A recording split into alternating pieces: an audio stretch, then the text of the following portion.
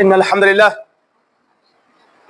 الحمد لله نحمده ونستعينه ونستغفره ونؤمن ونتوكل عليه ونعوذ بالله من شرور أنفسنا ومن سيئات أعمالنا من يهده الله فلا مضل له ومن يضلل فلا هادي له ونشهد أن لا إله إلا الله وحده لا شريك له ونشهد أن محمدا عبده ورسوله.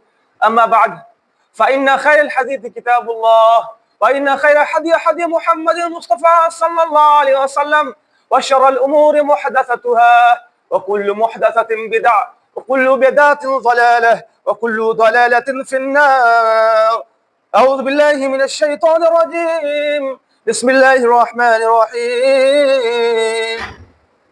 قاف والقرآن المجيد بل عجبوا أن جاءهم منذر منهم فقال الكافرون هذا شيء عجيب أئذا متنا وكنا ترابا ذلك رجل بعيد قد علمنا ما تنقص الأرض منه وعندنا كتاب حفيظ بل كذبوا بالحق لما جاءهم فهم في أمر مريج أفلم ينظروا إلى السماء فوقهم كيف بنيناها وزيناها وما لها من فروج والأرض مددناها وألقينا فيها رواسي وأنبتنا فيها من كل زوج بهيج تبصرة وذكرى لكل عبد منيب. قال الله عز وجل في القرآن الحكيم بعد نقول أعوذ بالله من الشيطان الرجيم. بسم الله الرحمن الرحيم. شهر رمضان الذي أنزل في القرآن هدى للناس وبينات من الهدى والفرقان فمن شهد منكم الشهر فليصم ومن كان مريضا أو على سفر فعدة من أيام أخر يريد الله بكم اليسر ولا يريد بكم العسر ولتكملوا العدة ولتكبروا الله على ما هداكم ولعلكم تشكرون. رب اشرح لي صدري ويسر لي أمري واحلل عقدة من لساني يفقهوا قولي. اللهم ثبتنا عند الموت بلا إله إلا الله. اللهم اجعل الذين آمنوا وعملوا الصالحات وتواصوا بالحق وتواصوا بالصبر. آمين یا رب العالمین. ہر طرح کی تعریف حمد و ثنا کبریائی بڑائی اس رب العالمین کے لیے ہے جو ہم سب کا رب ہے. سامعین کرام، آج بہت خوشی کا دن ہے کہ انشاءاللہ تعالی ہمیں رمضان المبارک ملا اور انشاءاللہ تعالی ہم لوگ کل عید منائیں گے. یہ جو رمضان ہے جس انسان کو مل گیا وہ سب سے بڑا خوش نصیب انسان ہے. کیوں؟ اس لیے کیونکہ اللہ کے رسول نے فرمایا کہ بد نصیب ہے وہ شخص جس نے رمضان المبارک پایا اور اس میں وہ خود کی معافی تلافی نہیں کر پایا. یعنی اس انسان کو رمضان ملا، اس کے باوجود وہ سارے گناہوں میں مشغول رہا اور اس کو توفیق نہیں ملی کہ وہ اللہ کے بارگاہ میں اپنے گناہوں کی معافی تلافی کرے. اللہ کے رسول نے یہ بھی فرمایا کہ جو شخص رمضان المبارک کے راتوں میں قیام کرے، نماز پڑھے اور اللہ سے یہ امید کر کے عبادت کرے کہ اللہ اس کے گناہوں کو معاف فرمائے گا، تو اللہ فرماتا ہے کہ اللہ کے رسول فرماتے ہیں کہ ان کے سارے گناہ معاف کر دیے جائیں گے. اگر ہم نے خلوص دل سے، سچے دل سے تراویح پڑھی ہوگی اور اللہ کی بندگی، اللہ کی عبادت کی ہوگی تو اللہ سے 100% نہیں، اللہ سے 110% یہ امید ہے کہ اللہ ہم سب گناہوں کو معاف فرما دے گا. پھر اللہ کے رسول نے اور فرمایا کہ جو روزہ ہے وہ قیامت کے دن تمہارے لیے شیلنگ بنے گا. شیل مطلب جہاں پر تم محفوظ رہو گے، یعنی تم جہنم کی آگ سے محفوظ رہو گے. پھر ایک حدیث قدسی ہے، اللہ خود کہتا ہے کہ میرے بندوں کے لیے جو میرے بندے روزہ رکھتے ہیں وہ میرے لیے رکھتا ہے، اسی لیے میں اسے خود اپنے ہاتھوں سے اس کا صلہ دوں گا۔ ایسا کیوں ہے؟ اس لیے ہے کہ روزہ یعنی کھانے پینے سے دور ہو جانا۔ کوئی انسان چھپ کر جا کے کھا سکتا ہے، کوئی انسان چھپ کر پانی پی سکتا ہے، لیکن یہاں تک کہ بچے جو 8 سال 10 سال کے بچے ہیں وہ بھی پیاس میں رہتے ہیں، لیکن پھر بھی وہ بھی کھانا نہیں کھاتے۔ کیوں؟ یہ ہے تقویٰ۔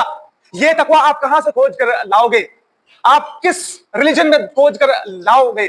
اللہ کے رسول نے یہ فرمایا ہے کہ جس نے روزہ رکھا اور جس نے روزے ہونے کے باوجود وہ سارے گناہوں سے نہیں بچا، وہ کسی کو گالی دینے سے نہیں بچا، وہ کسی سے بحث کرنے سے نہیں بچا، تو اللہ کو اس کی روزے کی کوئی ضرورت نہیں ہے۔ یعنی ہمیں یہ ٹرین کیا جا رہا ہے کہ ہم بالکل کھانا پینا نہیں کھانا ہے، اس کا مطلب یہ ہے کہ ہمیں گناہ بھی نہیں کرنا ہے۔ تو آپ سب کو یہ ساری چیز پتا ہوگا۔ آج کیا ہے؟ آج مین ٹاپک یہ ہے کہ عید الفطر۔ عید الفطر یعنی ہم اس عید میں فطرہ دیتے ہیں۔ اللہ کے رسول جناب محمد رسول اللہ صلی اللہ علیہ وسلم نے فرمایا کہ تم عید کا فطرہ دو۔ عید کا فطرہ کیوں دیا جاتا ہے؟ اس لیے دیا جاتا، اللہ کے رسول نے فرمایا کہ تم جو روزے میں کوئی بھی کوتاہی اگر ہو گئی ہو، کوئی بھی گناہ کا کام ہو گیا ہو، یہاں تک کہ تم نے روزے میں بھول میں کسی کو کوئی ایسی بات بول دی ہو جو نہیں بولنا چاہیے تھا، اس سارے گناہوں کا، سارے کوتاہیوں کا کفارہ ہے فطر، عید الفطر کا جو فطرہ ہم لوگ دیتے ہیں۔ اللہ کے رسول نے یہ بھی فرمایا ہے کہ عید کا فطرہ کب دینا ہے؟ عید کے نماز سے پہلے۔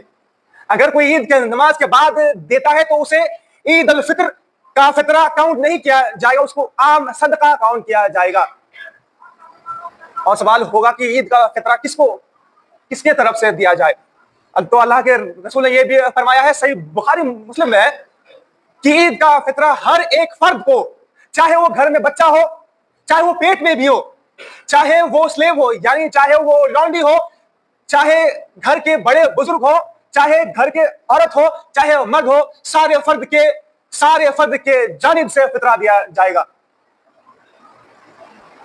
اور فطرہ میں کیا کیا دیا جا سکتا ہے؟ تو اللہ کے رسول کے زمانے میں تو کھجور دیا جاتا تھا، بارلے دیا جاتا ہے یعنی باجرہ، لیکن ابھی ہم لوگ جو ہے غریبوں کو، مسکینوں کو ڈائریکٹ پیسہ دیتے ہیں۔ تو الحمدللہ یہاں پر فطرہ ہر ایک فرد کے لیے 70 روپیہ مہیا کر دیا گیا ہے۔ تو آپ سب سے گزارش ہے کہ عید سے پہلے ہر ایک فرد کا 70 روپیہ کاؤنٹ کر کے، گھر میں جتنے بھی لوگ ہیں ان کو آپ ان کے ایچ اینڈ ایوری آدمی کا آپ 70 روپیہ کاؤنٹ کریں گے، اور سب کو ملا کر جو بھی پیسہ ہوتا ہے آپ عید سے پہلے یعنی عید الفطر کے نماز سے پہلے آپ اپنے جہاں پر بھی آپ جمع کرتے وہاں پر جمع کریں گے۔ اب یہ خوبصورت دین ہے، ہم یہ کیوں بیان کر رہے ہیں آپ سب کے سامنے؟ یہ دین ہے جو صرف یہ نہیں کہتا ہے کہ آپ اپنا کھاؤ، اپنا پیو، اپنا کپڑا پہنو، صرف یہ نہیں کہتا۔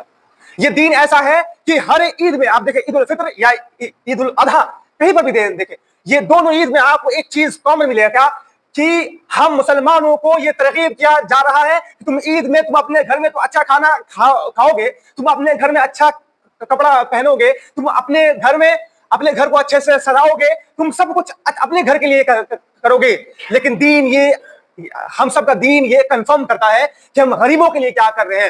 یعنی غریبوں کے کیا کر رہے ہیں کہ ہم عید الفطر کا صدقہ کر رہے ہیں۔ جو دیکھیں اس کی بڑی حکمت کیا ہے کہ جو بھی غریب لوگ ہیں کم سے کم عید کے دن تو بھوکا نہیں رہیں گے، عید کے دن انہیں کھانا ملے گا، عید کے دن انہیں کپڑا ملے گا، عید کے دن انہیں شیورٹی ہوگی کہ ہمارے بھائیوں نے ہم سب کے لیے خیرات صدقہ کیا ہے۔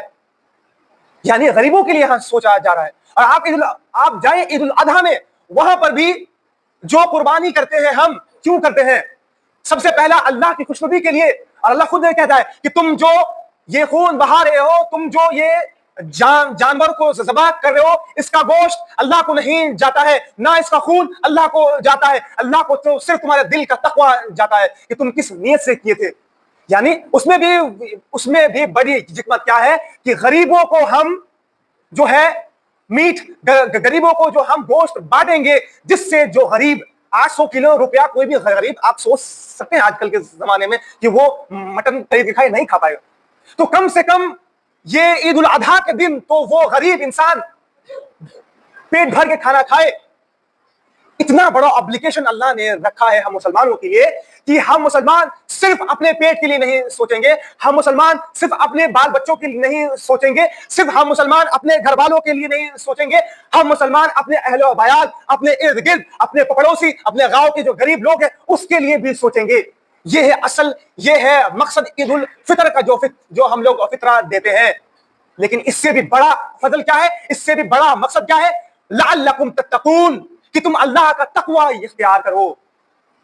अल्लाह का तकवा, अल्लाह यहां पर कहता है वलितुकब्बिरुल्लाह अला मा हदाकुम लअल्लकुम तशकुरून, जब तुम रोजों को पूरा कर लो तो तुम अल्लाह ने जो तुम्हें हिदायत दिया है, तुम इसके लिए अल्लाह की पाकी बयान करो, अल्लाह की बड़ाई बयान करो। अल्लाह की बड़ाई बयान कैसे करना है?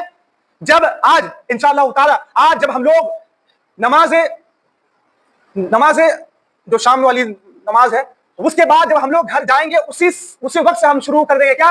अल्लाहु अकबर अल्लाहु अकबर अल्लाहु अकबर अल्लाहु अकबर ला इलाहा इल्लल्लाह अल्लाहु अकबर वलिल्लाहिल हम्द अल्लाहु अकबर कबीरा वल्हम्दुलिल्लाहि कसीरा व सुब्हानल्लाहि व बुक्रतन व असीला। ये हम लोगों को दुआ कब तक पढ़ना है? जब तक हम लोग ईद के नमाज से फारिग घर आएंगे, पढ़ते पढ़ते हुए आना है, और जब ईद के लिए जाएंगे तब भी हमें पढ़ते पढ़ते हुए जाना है। हमें किसी से कोई फालतू बात नहीं करनी, हमें कोई दुनियावी बात नहीं करना है। जब ईद के दिन, ईद के सुबह से, वैसे शाम से, आज से हम ये कलिमात अपने जबान में कर रखे, बार बार अल्लाह की पाकी बयान करें। क्यों? ये बहुत जरूरी, इसलिए उस रब ने, उस अल्लाह ने हमें हिदायत दिया। और सबसे बड़ी बात, हमें इस रमजानुल मुबारक में हम सबको रोजा रखने की तौफीक दी, और इसमें हम सब ने जो इबादत किए, जो कुरान पढ़ा, जो अल्लाह से कुछ भी मांगा, अल्लाह के सामने गिड़गिड़ाया, उस हिदायत के लिए अल्लाह का हम लोग जिक्र करेंगे, अल्लाहु अकबर कह के। एक चीज और मैं ऐड करूं, अगर किसी ने नमाज नहीं पढ़ा, अगर किसी ने सिर्फ 1-2 दिन ही नमाज पढ़ा, तो आप लोग, हम सबको चाहिए कि हम हर रोज पढ़े, हर रोज तरावी पढ़े। लेकिन आप भी ना उम्मीद मत हो, अल्लाह तो कहता है कि ऐ मेरे बंदे, या ऐ मेरे बंदे, मैं तुमसे सबसे ज्यादा करीब हूं, तुम जब मुझे पुकारते हो तो तुम्हारी सारी दुआ को कबूल करता हूं। कौन? ये अल्लाह कह रहा है। तो अगर हम में से कोई भी इंसान, कोई भी शख्स अल्लाह से रमजान के रातों में एक बार भी अल्लाह से दुआ किया हो, एक बार भी अल्लाह को पुकारा हो, एक बार भी अल्लाह से कहा हो या अल्लाह मुझे माफ करो, अल्लाहुम्मा इन्नका अफ़्वन तुहिब्बुल अफ़्व फ़अफ़ु अन्नी, अगर हम में से कोई भी एक बार दिल से कहा हो, तो हम अल्लाह से ये उम्मीद 100% रखेंगे कि अल्लाह हमारी गुनाहों को अल्लाह हमारे गुनाहों को माफ फरमाएगा। तो वक्त ज्यादा हो गया है, लास्ट बात से हम खत्म करना चाहेंगे कि हम जो रमजान में जो भी हमने नमाज पढ़ा, इसका इंडिकेशन है कि हम आइंदा दिन भी नमाज पढ़ पाएंगे। यानी रमजान में जो हमने नमाज पढ़ा, अब हमें बहाना नहीं है कि अच्छा अब तो ईद खत्म, अब देखिए ईद के बाद सारी मस्जिदें खाली हो जाएंगी, पूरे वर्ल्ड की मस्जिदें खाली हो जाएंगी। क्या रमजान सिर्फ इसलिए आया था कि आप सिर्फ रमजान के रातों में भीड़ लगाओ, आप सिर्फ रमजान के रातों में लंबी लंबी तरावियां पढ़ो? क्या इसलिए आया था? इसलिए आया था कि जो आप नमाज पढ़ोगे, आप जो रमजान में जो भी इबादत करोगे, इसका मतलब अगर कोई इंसान रमजान में नमाज पढ़ सकता है, इसका मतलब यह है कि वो आइंदा दिन भी गैर रमजान में भी नमाज पढ़ सकता है। अगर कोई इंसान रमजान में कुरान की तिलावत कर सकता है, इसका मतलब कि वो गैर रमजान में भी तिलावत कर सकता है। अगर कोई इंसान रमजान में गुनाहों से बच सकता है, सारे बेवफाई, सारे गुनाहों, सारी बुराई से, सारी फिल्थ गंदी लैंग्वेज से अगर बच सकता है, इसका मतलब ये है कि हम आइंदा गैर रमजान में भी सारे गुनाहों से बच सकते हैं। ये रमजान हमारे लिए एक प्रैक्टिस था कि हम अन दिन जब रमजान नहीं होगा, तब हम अल्लाह के सामने कैसे पेश होंगे, और अल्लाह का तकवा, अल्लाह का डर हमारे दिल में कितना है। तो आप सबसे और हम सब से ये गुजारिश है, इसमें हम भी हैं, कि गैर रमजान के बाद भी हम जिस तरीके से हम लोगों ने अल्लाह की इबादत की, अल्लाह के सामने हम आए हर रोज 5 वक्त नमाज में, तो हम आइंदा भी ऐसा नहीं करेंगे कि रमजान खत्म हुआ, ईद खत्म हुआ, अब तो कहेंगे ईद तो खत्म हो गया ना, क्या अब नमाज पढ़ना जरूरी है? और बहुत सारे लोग नमाज पढ़ना छोड़ देंगे। अगर हम में से कोई भी इंसान ये कर रहा है कि सिर्फ नमाज रमजान में पढ़ेंगे, तो आपको खौफ उस रब का खौफ होना चाहिए जो अल्लाह ने आपको कहा कि हमने तुम्हें हिदायत दी, और उस हिदायत के बाद تم نے کیا کیا؟ تم نے اللہ سے جو عہد لیا تھا کہ ہم نماز پڑھیں گے، ہم اللہ کے سامنے آئیں گے ہر روز، اس وعدہ کا ہم اللہ کے سامنے رکھیں یا اللہ ہم اسے ہر روز، چاہے رمضان ہو چاہے غیر رمضان ہو، اس کو پورا کریں گے۔ آخر میں اللہ سے دعا ہے کہ یا رب العالمین ہمیں کہنے سننے سے زیادہ عمل کرنے کی توفیق عطا فرما۔ یا رب العالمین ہم نے جو بھی حق بات کی یا اللہ ہم سب کو اس پر عمل کرنے کی توفیق عطا فرما۔ یا اللہ جو بھی ہم سے کوتاہی ہوئی رمضان میں غیر رمضان میں ہر وقت، یا اللہ ان سارے کوتاہیوں کو تو معاف عطا فرما، بے شک وہ رحیم ہے کریم ہے۔ بارک اللہ ولکم فی القرآن الحکیم ونفعنا بالآیات والذکر الحکیم۔ السلام علیکم ورحمۃ اللہ وبرکاتہ۔